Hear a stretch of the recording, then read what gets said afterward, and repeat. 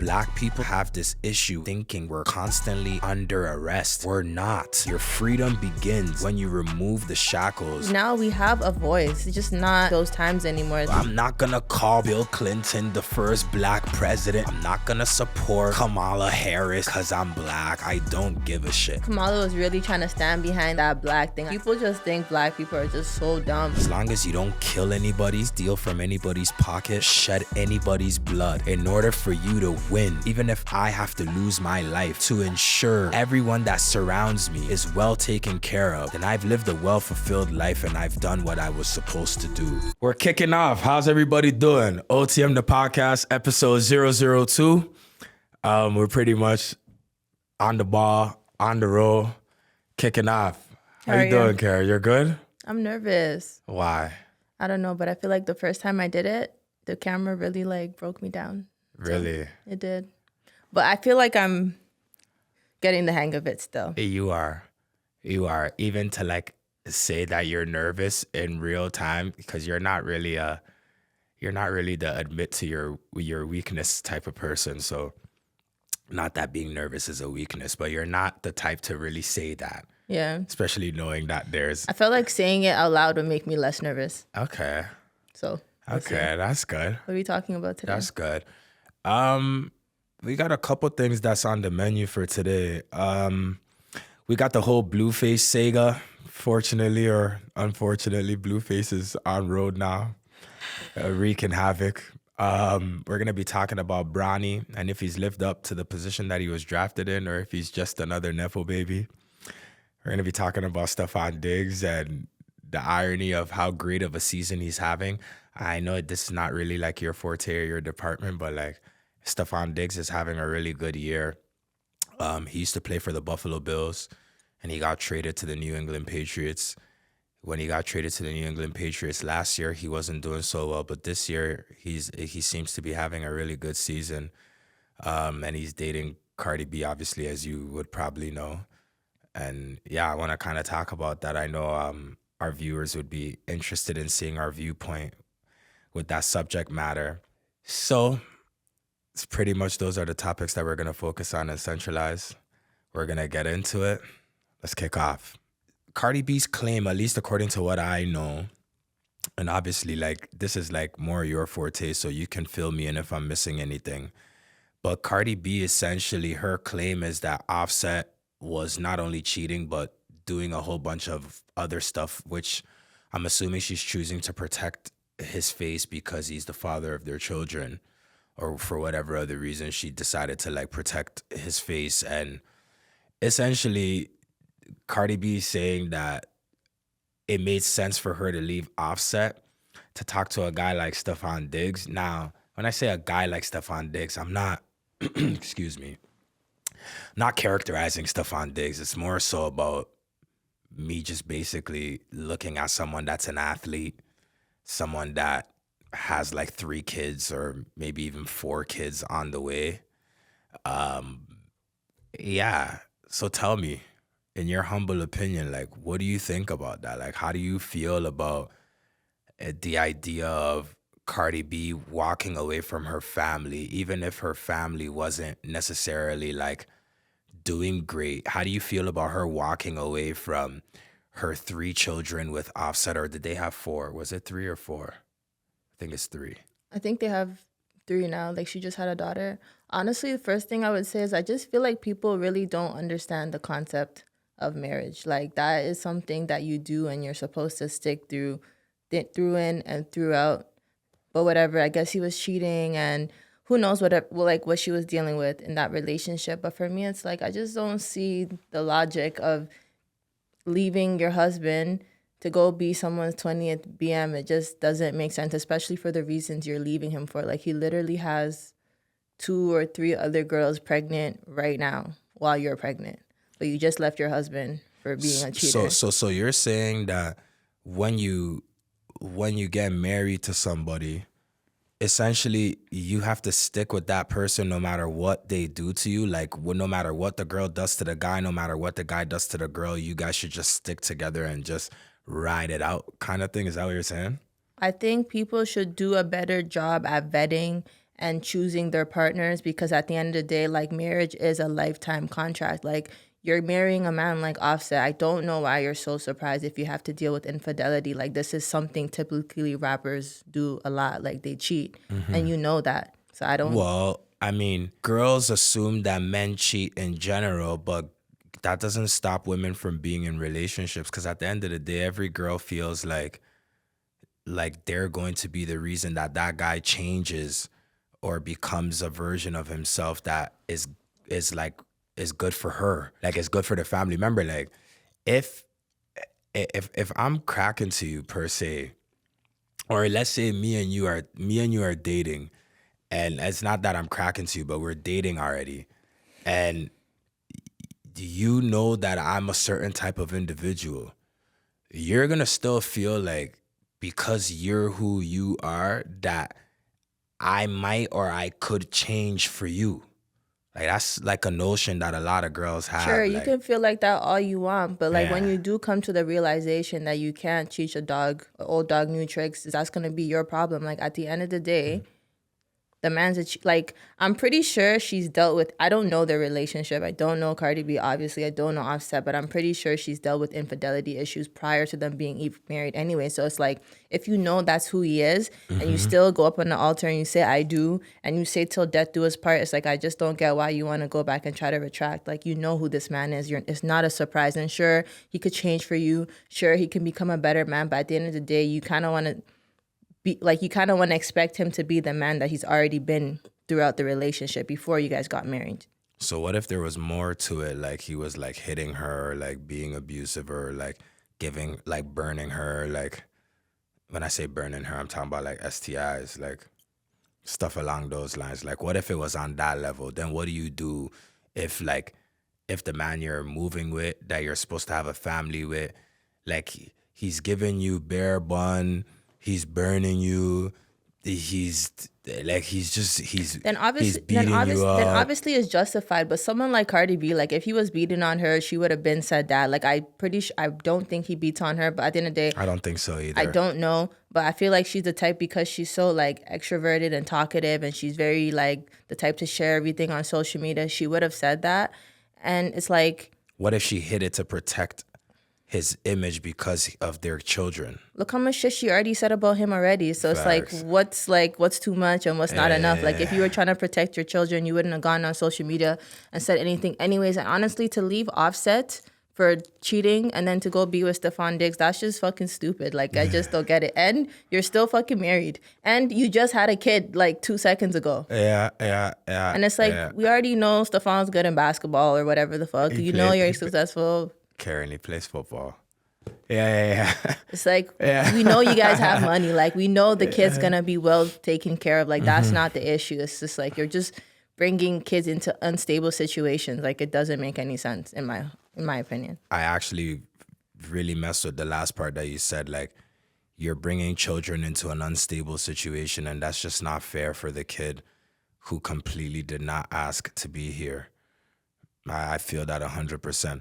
Speaking of kids and unstable situations and bringing them into situations they didn't ask to be in, Blueface came out of jail, and the first thing that his girlfriend said, his first child's, I hate using the word baby mom, honestly, I really do. I feel like it really permeates like that, like a certain energy in our culture that I don't think belongs. Like, I'm not trying to OD talk on this point, but you know how I feel about like marriage and like family and stuff like that. I'm really, really big on that. Like, even if like I've had a history of talking to different girls or whatever the case may be, like, I'm really ultimately big on that. So I hate using the word baby mom because I feel like it highlights and reassures a certain frequency that I don't think belongs in our culture, because I think it's killing us more than it's making us. But anywho, Blueface's first child's mom, I think her name is like Jaden or something like that. Yeah, Jaden, The white Alexis. girl, Yeah. So she basically said, I think she's Spanish though. oh, so she's Spanish. I think so. Yeah. But yeah, so basically she said, from what I think I saw it on Shade Room or something like that, that she doesn't want Blueface, or she doesn't want Krishan anywhere near her and Blueface's kid. But I guess the question that I'm kind of trying to ask you on this matter is that Blueface at the end of the day is in a relationship with Krishan. Is he? So, Whatever that is, right? So it seems like. Yeah. That's a good question. So it seems like, I mean, I have to call it a relationship because that's what they're call. I don't know, bro. I don't fucking know. They're in some kind of a situationship, relationship, whatever it is. Yeah, definitely like a situationship thing going on. Is it fair for Blueface's first child's mom to be able to, or I'll just say baby mom for lack of better terms, is it fair for Blueface's first BM to be able to say to Blueface that his kid with her can't be around the new girl that he messes with? Like, is that fair to say?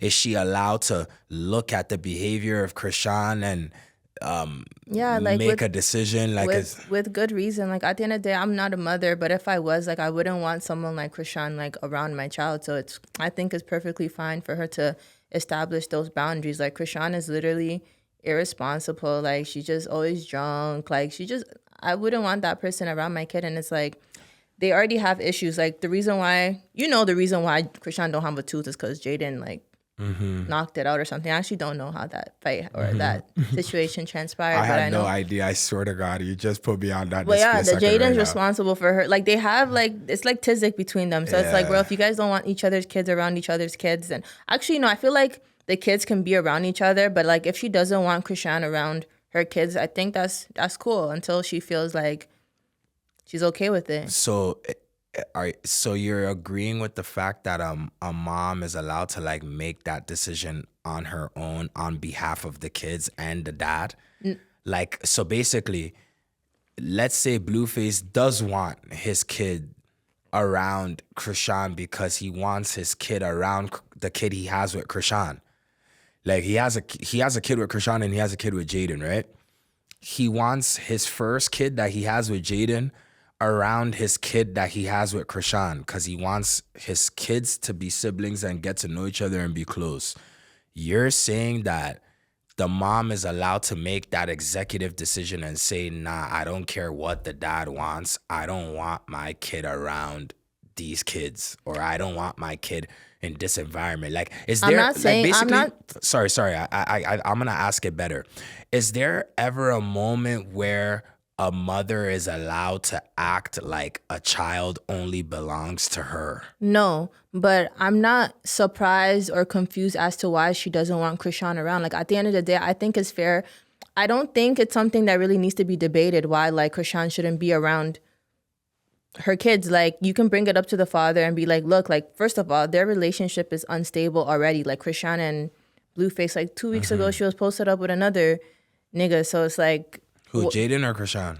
Krishan was posted up with another guy? Yeah, like apparently that was her boyfriend or whatever the case may be. So it's like, what is she even to you? Like, so it's like, if she's not that important in your life and you guys can't stabilize your relationship, like, there's really no need for her to be around my kids that much. Like, at the end of the day, her kid and my children are siblings. They can be around each other, but I just don't feel like this is like a person I would want. How do you do that though if the girl is dating the guy? It's not that hard. It's not like Blueface keeps his kids 24/7. Like, he takes kids on the weekends or for a week. It's like, can your girlfriend not be around for that? Yeah. Please? I guess. I don't think that's too much to ask. No. Like, I don't think that's too much to ask either, considering the circumstances and who it looks like Krishan is. I mean, at the end of the day, we don't know her. We're just going based off like assumption and like perception, right? But I'm really happy that like Blueface came home and he's like treating all his kids like really good and like he's really like being there for Krishan's kid. Because I felt like I wasn't expecting that, to be honest. I just felt, why? I don't know. I just felt like, because I don't really think highly of Blueface anyways, I just think his character, I just didn't think he was going to come outside and treat the baby the way he is. So I'm really like happy to see him like treating the baby like that. No, that's fair. I get you.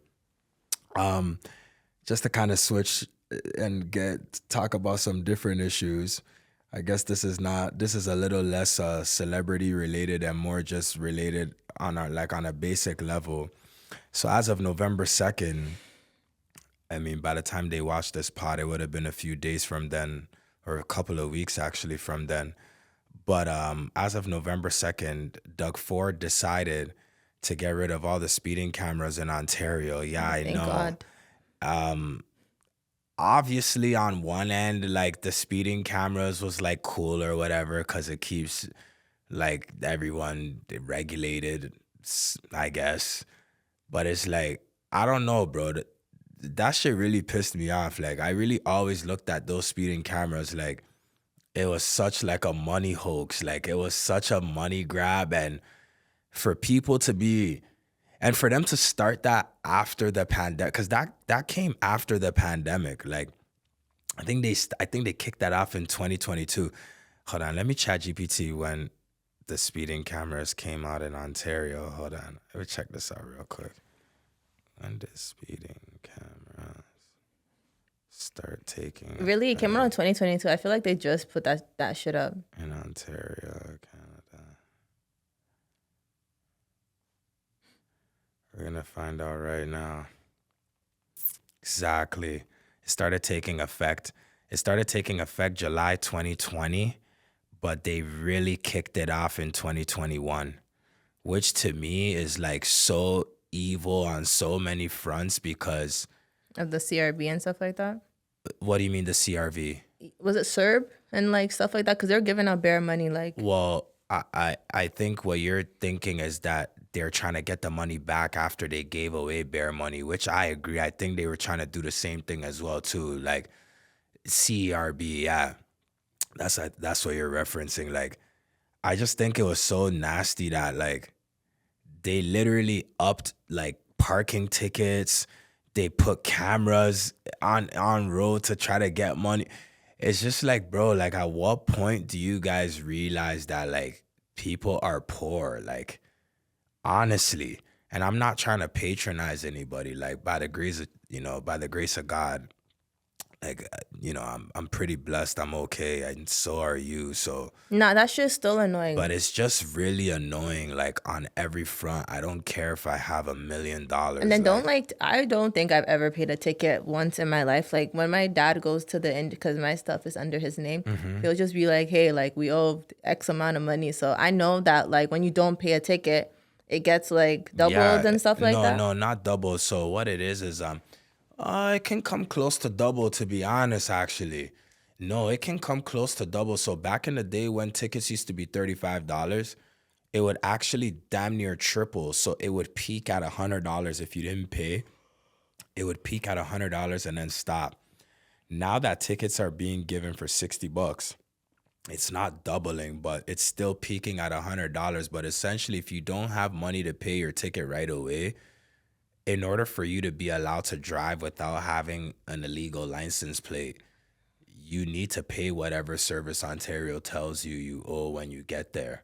And there's no debate with anyone. There's no argument with anyone. There's no room to like talk it through. You must pay. Bro, I've had $4,000 Service Ontario bills. Like, Those like, speed cameras used to get me bare. bro, the speed camera is like the least of my worries. Like parking tickets, like, so I just feel like, bro, like Doug Ford. I don't know if it's Doug Ford personally that did this or if it's just like Canada just realizing like how broke its citizens are. But it's just like, bro, you're such a piece of shit. Like, bro, why do you guys want this money? Like, get rid of it, like get it out. And yeah, so it's good like to, if you guys are gonna give us money during times where we need money, it's like you guys have to charge that as a loss. Like at the end of the day, it's like we pay so many taxes, so it's like you can't hug that L for like fuck, like it's been 5 years or whatever. Get over it. and like, I don't think, I think this is their effort of getting over it, but I don't think that, I really don't think people bagged like the correlation between like them giving us all that bread and then putting all these things on road to basically take the money back. Most people never. No, I feel like even like the slowest person is because it's too much. So it's like bro, like they're trying to get their money back for something. Like why are they doing all of this? So it's not Yeah. even like I don't even think you need to be clever to start seeing like okay, $100 tickets, speed cameras there, this ticket there, just too fucking much. I don't think it's a clever thing. I don't think it's not a clever thing. Like bagging that they're trying to get their pandemic money back is not a clever thing. It's just when you bag something, it's not about being smart. It's just about being awake. Like just seeing how everything turns and how the world works and why they're doing something. Because most people don't even know. To be honest, I don't even know what year they started that speeding ticket thing. It's just, I remember the emotion that it was after the pandemic. Get it? Like, I just remember the feeling that it, and that's something that I've kind of had in my head. Like, bro, these guys are really trying to get their money back. I don't know why. I just my don't brain went straight understand there. why. Like I don't know nothing about the government, but it's like, shouldn't we have emergency funds? Like it doesn't feel like we have emergency funds because as soon as you guys let the money go, you guys are finding smart ways to try to get it back. Yeah, but the government, if you know anything about the government doesn't really have mercy. Like, that's another topic for another day, but the government doesn't really have mercy, and our emergency funds is our tax money. Like the tax money. Isn't that they why take we pay from us, taxes to pour it back into that's us? supposed to be our emergency funds, but bro, they be sending that shit to Ukraine and paying for shit that doesn't matter, and Doug Ford wants to take the tax off beer and alcohol. Like, just bear fuckery, fam. Anywho, let's switch over and get more on the American side. So this Zoran Mamdani guy, I've kind of been telling you a little bit about him. But Zoran Mamdani is what he calls himself, a democratic socialist, which basically means, to an extent, he believes in capitalism. Like, he believes in democracy. Like, he believes in the structure of, like, the way the North American system is set up. But the socialist aspect of his views is him basically feeling like everybody deserves to have an even amount in terms of, like, your living standard. So as a socialist, he wants to see someone working at McDonald's per se and making $30 an hour, $25 an hour. If you talk to a venture capitalist, meaning somebody who's just all about what you put in is what you get out, that person is going to say, bro, I don't mind you having this viewpoint, but who's going to pay for it? Exactly. And the people that want the free bus rides and the people that want the free healthcare in America and the people that want cheap rent and essentially don't understand that a lot of the privatized units they live in, it was just another human just like them who basically woke up one day and decided to take a risk with their money and buy property and rent it out. So on one end is like, I don't know what this guy's gonna do to New York. I don't know what, bro, it's kind of crazy because he could actually end up having like such a positive effect. Well, New York does have like the most millionaires, I think, in America, right?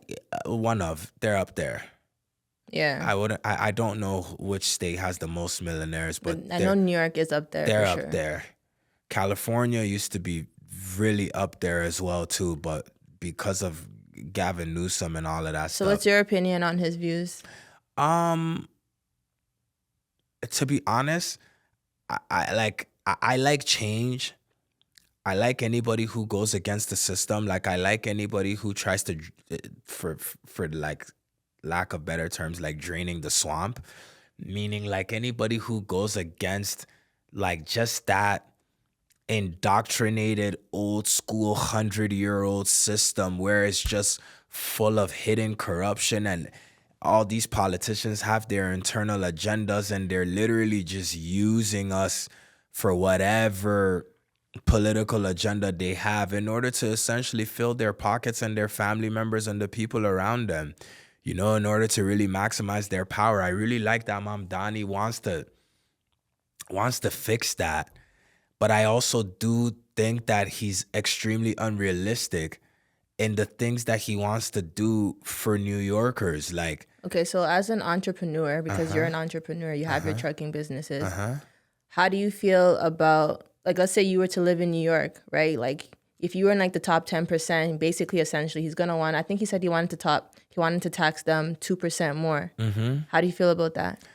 I would. The truth is, it depends like what my tax bracket is and how that 2% affects me. But I don't think the 2% additional tax is what would mess with me.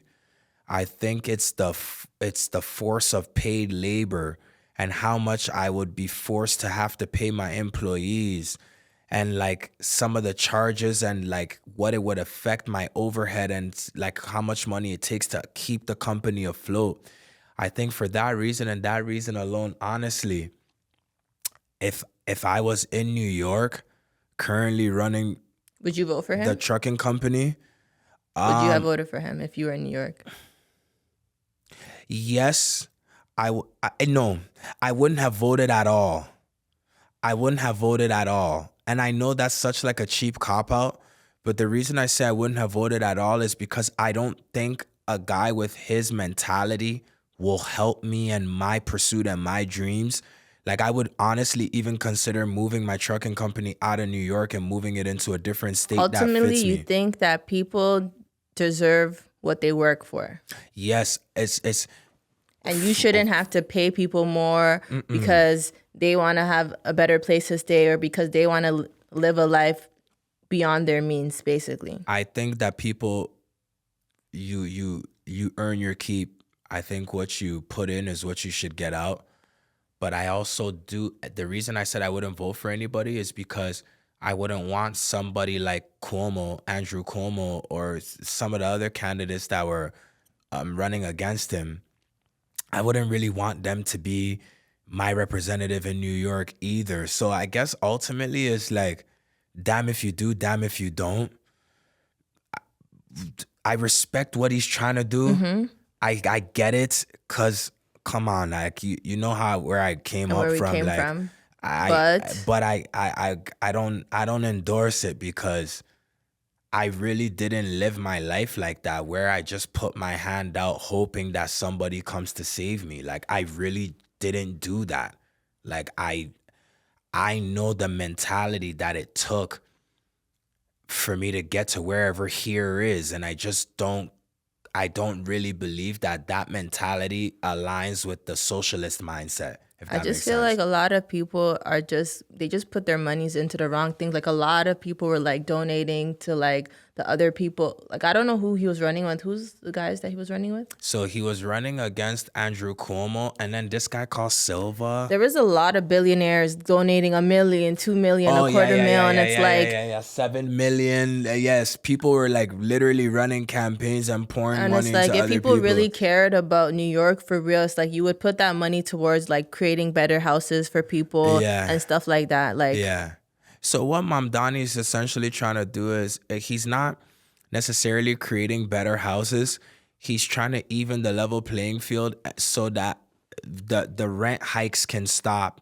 So it's right now, like if you try to like, let's say like your exact style 2-bedroom condo you live in, 800 square feet, you try to go get something like that in New York right now, oh no, you're literally looking at like 5,000, 6,000. I think US You dollars. I wasn't talking Canadian. No, I know. Like US dollars a when I month. go to America, well, when I go to the New York specifically and I get a Yeah. hotel and I'm spending $800, it's Yeah. like, Yeah. So it's bad.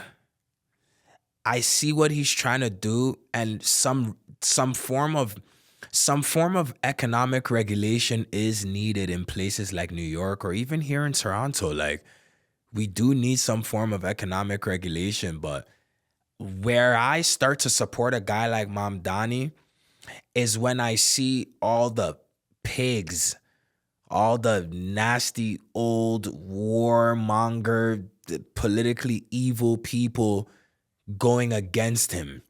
See, this is why I used to support Donald Trump until like I got further insight and realized that this whole political arena and everything about it is all a hoax. Like it's all a big game and everyone's lying. But I supported Donald Trump because the system was going against him, and I'm a really big fan of going against the grain. Like there's always something really good on the other side when you go against the grain. I'm not gonna support Kamala Harris because I'm black. I don't give a shit. Like that's just not who I am. Like I'm not gonna support. I'm not gonna call Bill Clinton the first black president. Like I'm just not retarded. Like I'm sorry. I also don't. I feel like Kamala was really trying to stand behind like that black thing. I feel like people just think black people are just so dumb. Like, and anytime we hear black, we're just gonna be like susceptible. But we are kind of dumb. I mean, we are. You don't have to agree with me. Like I'm not trying to like pull you into any opinion. No, like, we are kind of dumb. Pull you into any section, but like. We are kind of dumb. And these people don't think that we're susceptible to their propaganda and their campaign because we're smart. They understand how emotionally vulnerable and like how easy it is to deceive us with those very same emotions. And truth be told, that's why I was such a big Donald Trump supporter. That's why I literally begged you to vote for Pierre Poilievre. Like the conservative leader for the Conservative Party here in Canada. I don't even know who I voted for. I just went there and I just said, "Yo, where's?" I'm like, "Where's the pure guy?" I don't buy in, and so for me, that's going back to Zoran Mamdani. Like that's the reason why I was paying attention to him. Why I kind of like him, because I know he's doing something that affects the system's ability to keep maneuvering around us.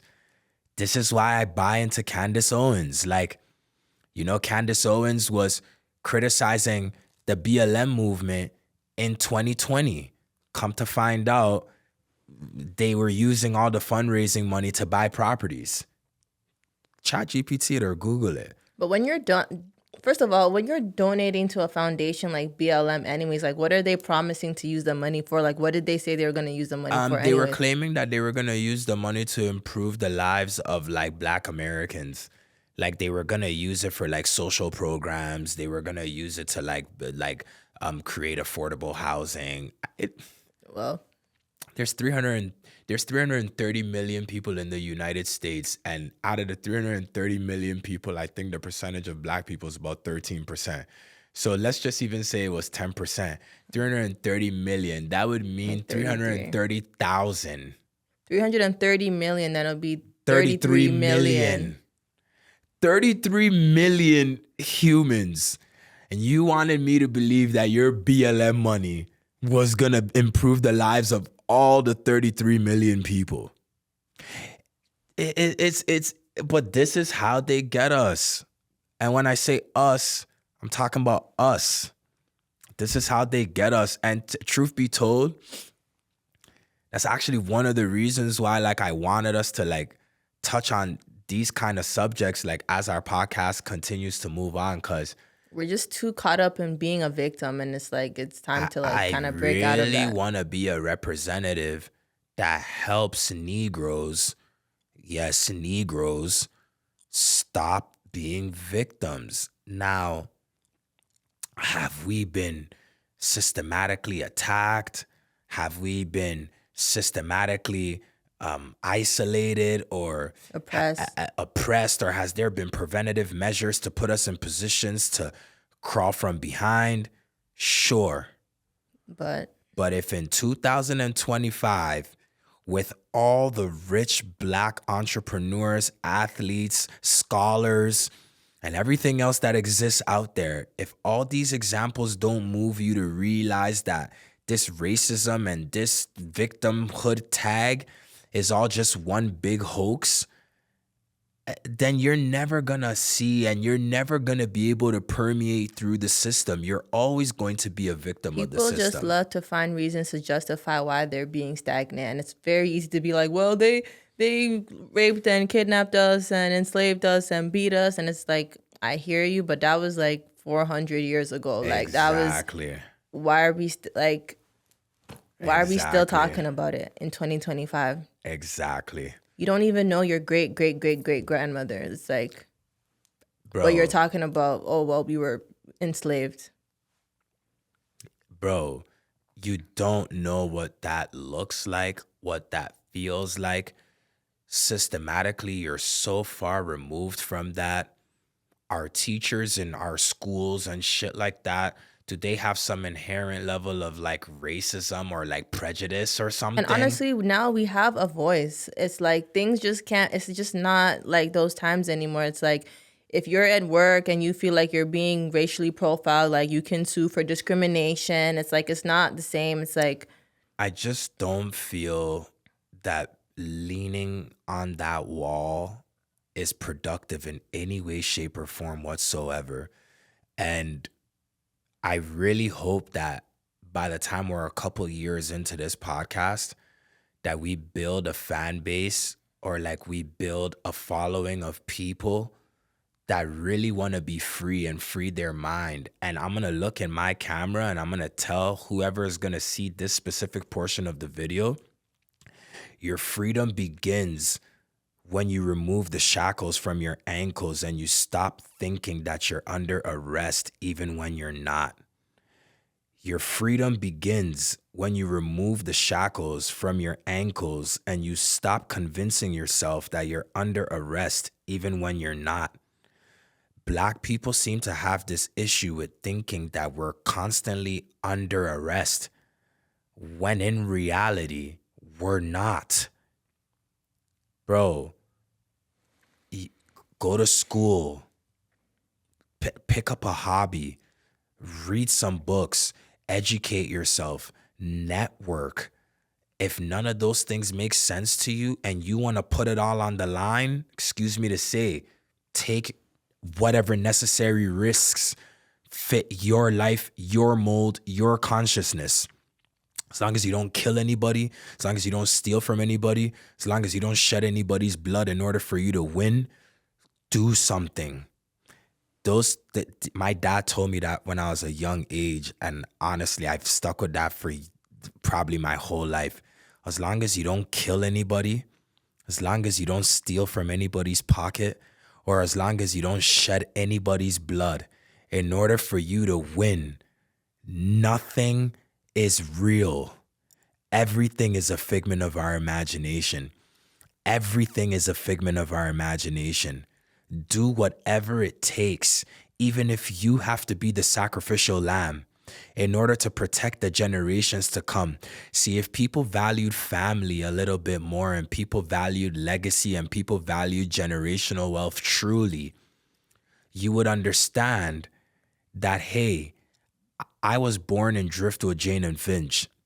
So even if I have to be the sacrificial lamb, even if I have to lose my life, lose my freedom, lose my health, lose whatever, in order to ensure that the children that come after me, my nephews and my nieces, and everyone that surrounds me is well taken care of, then I've lived a well-fulfilled life and I've done what I was supposed to do. And I'm telling you, if you operate from this mindset, God, along with the universe, will truly agree with you. Will truly agree with you. You look at a guy like Bundog. This nigga was in jail for 10 years. 10 years. Look at him today. I'm not saying anybody should go do what Bundog did or go do what Paul did by being in medical school and being broke for 10 years and now being rich as hell, or go do what Tavon did when he had no life as a kid to get those few years in the NFL. Like, in the end, when it all comes down to it, it's all sacrifice based, and whatever sacrifice aligns with your spirit, kill yourself in that department. for the greater good of the next generation to come. My honest opinion, being a victim, leaning on your crutch, thinking that the world owes you something, is just not the recipe. It's just not the recipe for success. And it's a huge, in my humble opinion, recipe for disaster. Anything you want to say to that point? I feel like you definitely said it all and more. I'm very passionate know. about that. Very, very passionate about that. Because I feel like that's literally like our plague in our community. Like, honestly. Okay. We're going to dive into sports a little bit. Yay. We're going to dive into sports a little bit. Just, you know, we have a different ranges of community that we're aspiring to grab and lock in on and hold on to. And we have to kind of try to tap into different areas and, you know, just grab people for their various different interests. I know this is not your forte. I don't know what the fuck you're about to talk about. Go Raptors or something. I don't know. But no, it's just really what's trending in sports news. There's you know Shadur. Like I've said Shadur's name bare times. Shadur. Don't have my shit on today. I would have done it. But Shadur is like one of the more prominent college athletes. His dad was super famous, Deion Sanders. He came into the NFL. For whatever reason, he was like projected to like go really high in the draft, but they claimed that he had some character issues or whatever the case may be. So they ended up drafting him really low. Now in football, like your draft stock like affects how much you get paid, affects like how fast you can get cut from the team, affects like the patience the coaches will have with you. Like if you're a first round draft pick, you can mess up for 2-3 years in a row and like people will keep giving you a chance. It's very hard to like get kicked out the league when you're that high in the draft. If you're like a 4th, a 5th, a 6th round draft pick, you're kind of like a one and done kind of guy. So they had like a senior veteran on the team. His name's Joe Flacco. Joe Flacco was 1-3 with the team before, for whatever reason, they decided to trade him. And then they had this quarterback that went to this college called Oregon. His name is Dylan Gabriel. Dylan Gabriel is like, and honestly, I feel so bad for the kid because anybody who has to get sized up with Shadur, like basically sized up, meaning like you leave it to social media and to the public pundits to decide who's better or who deserves more, who deserves less, you're going to lose every time because Shadur is like stupidly popular, like super, super culture based. Like him and Young Dolph were like this before he died. Like, cause How old is this guy? Shadur? Yeah. Shadur's like 21. He's a kid. Like, and he was close to Young Dolph? Yeah, because he used to play for Jacksonville, which is like Young Dolph is from the South Side, right? Detroit? The South Side? Don't be embarrassing. Come on, Karen. Detroit's in the East. It's right here. I don't fucking know.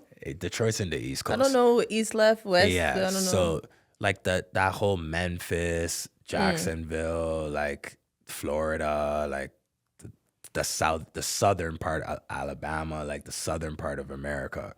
Oh, no, he's from Memphis. Yeah. Fuck, that's what I meant. Yeah, he's from Memphis. That's okay.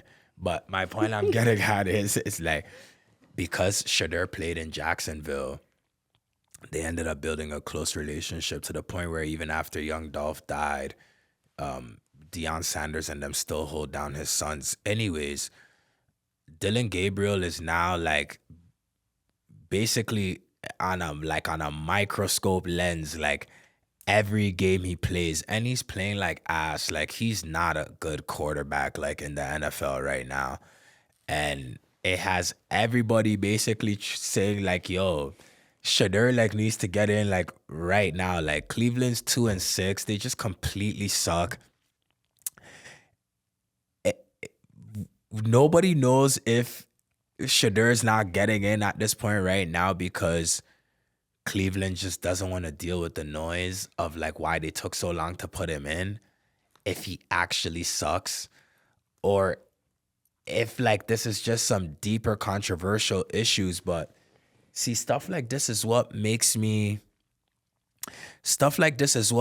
not really have much to say. Like when black people like claim oppression or like claim some kind of like systemic racism like against them, because I'm not gonna lie to you, like in my 15, 20 years of watching football, like I've never seen this happen to like another type of quarterback. Like, and I hate doing this. Like, I really hate doing this so much. Like, I'm not that guy at all, but like I've never seen this happen to another quarterback. Like, it's always the black quarterback that's too much of a show off, or Too bossy, too too arrogant, bossy, too arrogant. See, and I'll tell you this, I'm gonna convert it. What? too arrogant, too Yes. bossy. I'm gonna kind of shift this a little bit and say that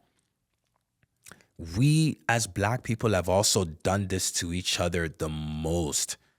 We help reinforce this sort of buck breaking energy that the system or the man tries to do to us or enforce on us when we're quote unquote too much. Because even within our communities, when anybody's too confident, when anybody feels themselves too much, when anybody thinks that there's something, the minute you feel that way about yourself, whatever black community you exist in will try to humble you. They'll try to get some quote unquote dirt to expose you. They want to downplay your source of income. They want to put a bunch of rumors on you, call you arrogant, call you cocky, just call you things to basically try to deflate you. We do that to each other the most. So it's funny to me when I see somebody go into like the NFL per se. And it's always only a problem when other people do it. Like, it's when we do it to each other, it's never a problem. But as soon as a white person comes and treats us exactly how we treat each other, it's an issue. Bingo. Because we don't really have an issue with what's happening. We just enjoy, once again, being victims.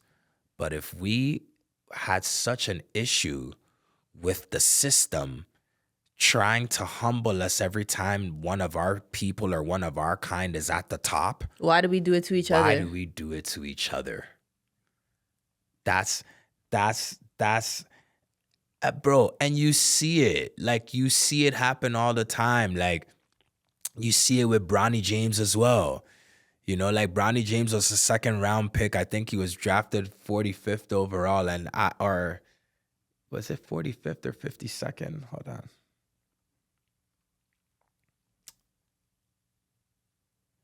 Yeah, so he was drafted 55th overall. That's pretty low, right? Yeah. I think there's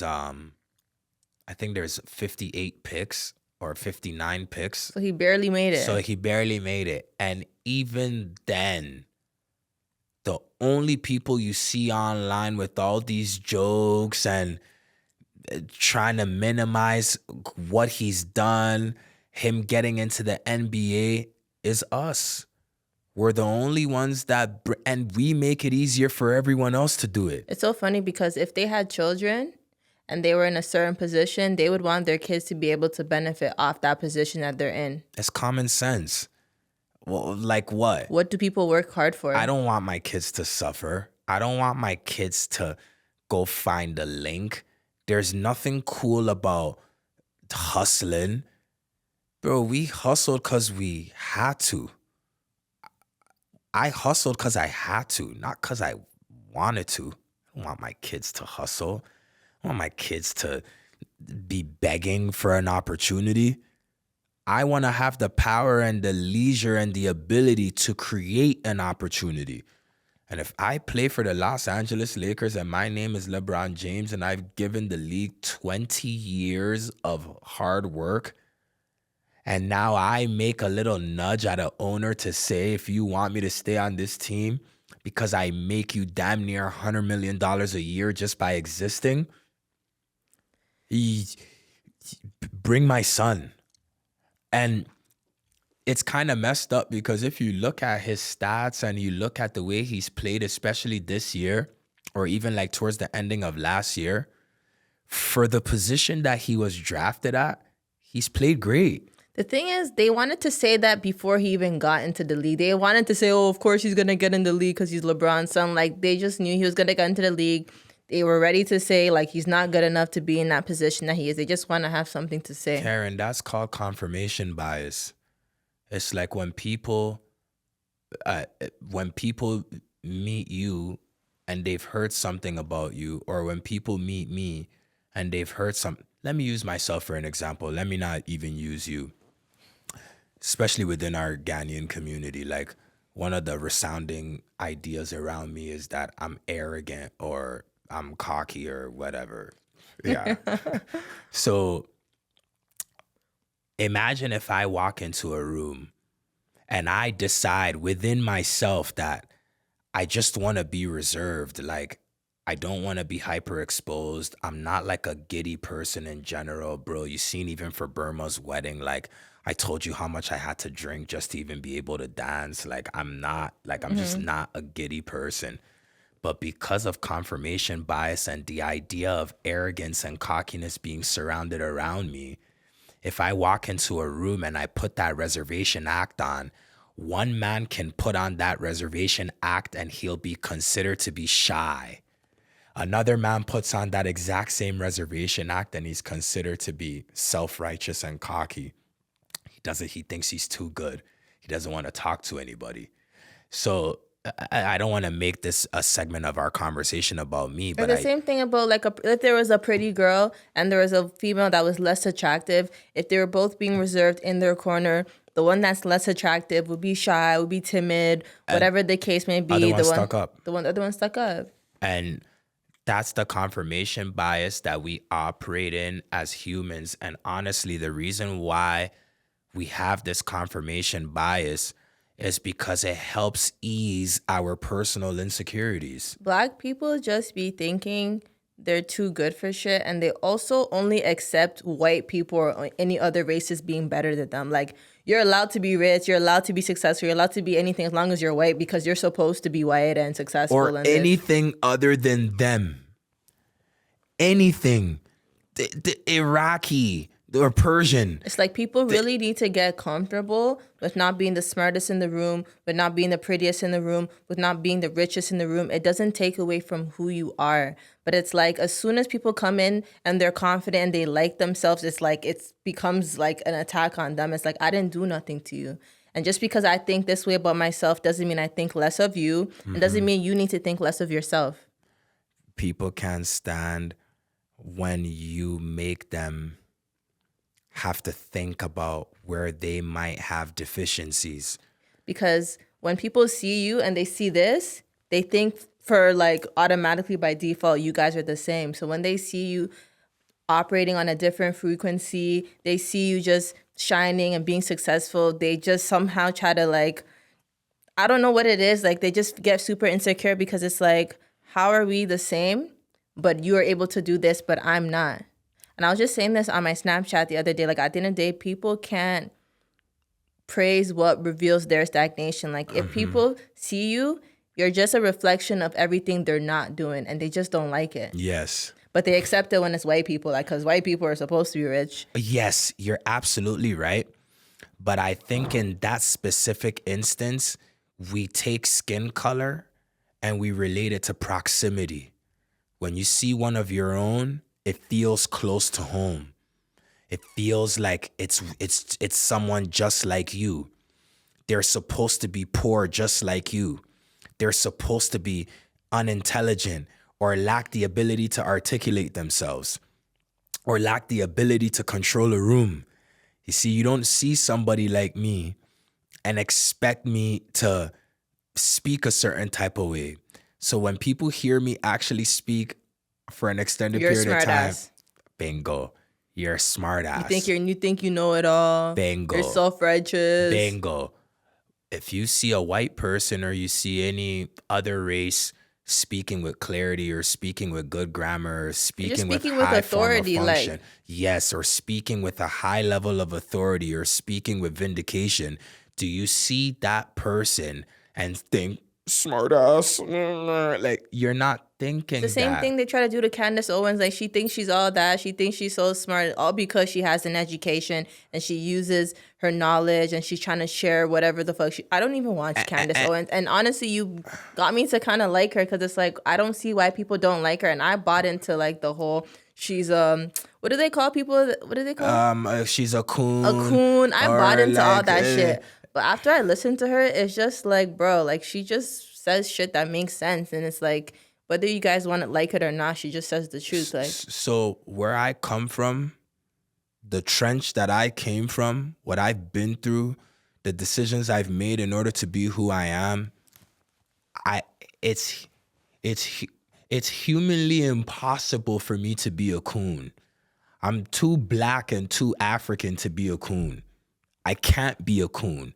And so for that reason, I hope that as our podcast goes forward, that people will realize this is just somebody telling the truth. Like, I'm not in some corporate world where I have anyone to impress. I work for myself. I don't have any, I'm not seeking any approval from it's anyone. just, once you, it's just annoying. Like, it just gets annoying. Here's the thing. I hope that people use us, especially within Toronto, Canada, eventually, by God's grace, even later on the States. I hope that people use us to realize that it's a beautiful life lived to be a truth teller as opposed to flowing with the status quo and constantly operating from confirmation biasm, because that is a very unfulfilling life. And all you're doing is living in a state of group thinking. You're just being like everybody else. You're just holding the same brain as everybody else. You're thinking the same thoughts as everybody else. You have no formulated concepts or thoughts or anything that flows through your mind that makes you unique. And I pray that that thing escapes our community. And I want us to be the podcast that really ushers our community into thinking on a global scale instead of thinking in that little box that they put us in. Anything you want to add on to that? I do not. Okay. With that being said, episode 2 and a wrap. We're just getting started. We're going to continue to learn. We're going to continue to get better. Our set is going to change a little bit here and there as time goes by, as the episodes go forward. We'll keep watching these things and just keep working on our mistakes. Just keep getting better. You guys don't be afraid to leave in the comments whatever you think we could work on. We are going to have some kind of iPad or laptop set up so that I'm not holding the phone constantly anymore. So you guys bear with us. Slow grind is better than no grind. We didn't want to waste time waiting for little things or just overthinking the process. We just wanted to go, move, grow with you guys, grow in front of you guys. Guys, I know this is going to get annoying and you're probably going to hear me say this at the end of every single episode, but please like, share, subscribe, because those things are essentially what determines our stock, our value, and puts us in a position where we'll feel confident now to start bringing on guests. We don't want to bring on any guests until we've solidified our base, until we've grown and set our platform in a way that we know that you guys really mess with us before we start bringing other people on to come take advantage of our platform. Thank you guys so much for supporting Off the Muscle. We can't thank you enough. If you made it to the end of the episode, God bless you. We love you to the max. We don't even know who half of you are that are going to be watching this, but we love you anyways. Human love. Karen. What he said. Peace. Bye.